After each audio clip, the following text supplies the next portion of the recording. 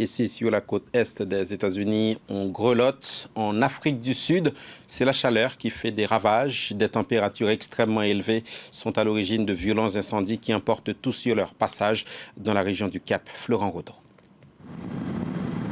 C'est un balai incessant dans le ciel de cette petite ville de l'ouest sud-africain.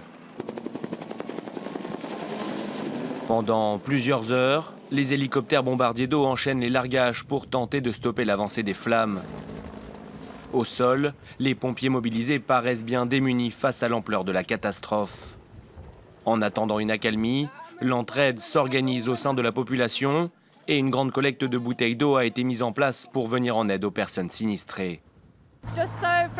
C'est tellement frustrant de voir que tous les 2 jours, il y a un nouvel incendie à Stellenberg. D'un côté, c'est positif, les communautés se rassemblent, mais de l'autre, je vois les dégâts causés et je me demande comment font les gens pour vivre au quotidien.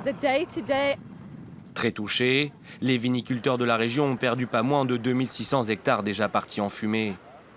À 50 km de là, dans la région du Cap, une personne est morte dans l'incendie d'un train. La zone a été bouclée par la police.